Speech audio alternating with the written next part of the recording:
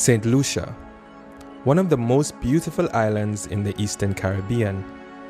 Its lush hills and valleys are home to some of the region's most prolific creative talents, most notably the Nobel laureate for literature, Sir Derek Walcott.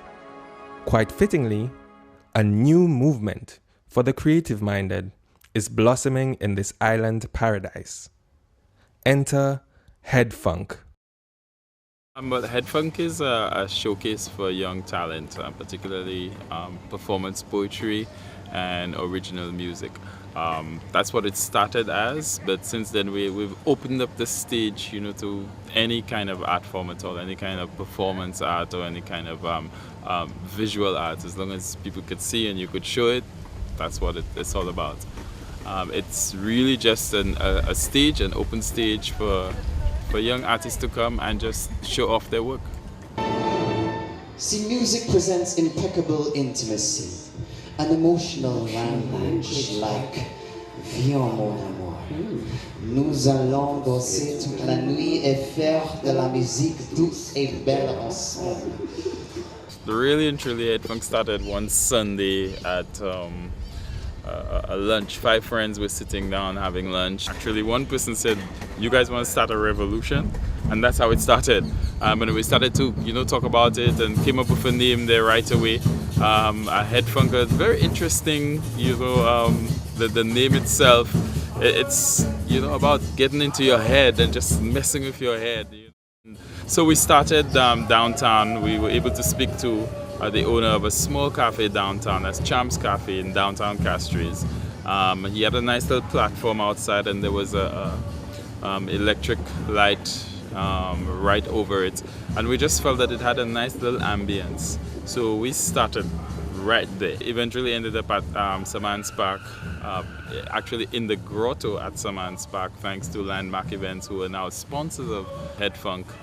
We run in the grotto for a couple of months, and then Hurricane Thomas came and decided, nah, you guys like the grotto too much. But Landmark allowed us to stay in the main yard and continue the show, and we've been there from since then.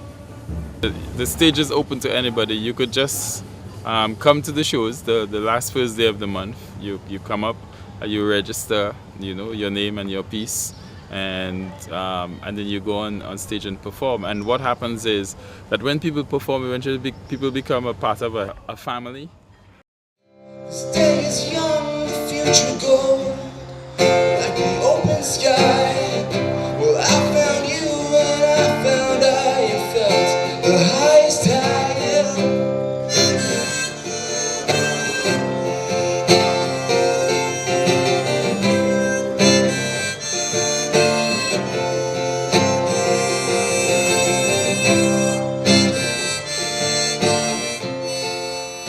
I feel it in the cool dusk coming, in the small ultimatum of light switches. I feel it in the sound of the Atlantic entering the house alone, in the colorful silence of its precious stones. Thank you. My inspiration. I write about things that happen to me and things that I think that other people can relate to. Diary of a hungry Lucian woman. Nibble, nibble, nibble. Enjoying temptation in moderate slices. Oh, how I want you. Well, parts of you. That part right there under your skin. Excuse me while I wipe off my chin. It's not just a group of people that's HeadPhunk, it's a movement. So even if you would see sometimes the same faces, but there's another time you just see a whole morphing of different faces just coming to the event. You have song, you have dance, you have art, you have photography. It's a whole mix of the art. HeadPhunk is already starting to achieve some of the main objectives that it had from the beginning. That was to showcase an art form that was dying, and then to showcase those young artists, to create a stage for people who didn't otherwise didn't have that stage to perform, for people to see them. They didn't know where to go, where to start, that kind of thing. And that was a big thing for us, that we would get that kind of recognition, and HeadPhunk artists would be able to perform at big events like St. Lucia Jazz and Arts Festival.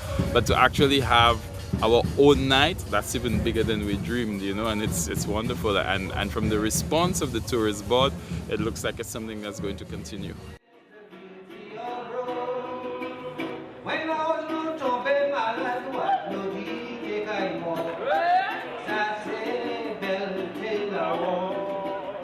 Mais là, des tifles, nous là, je vis nous,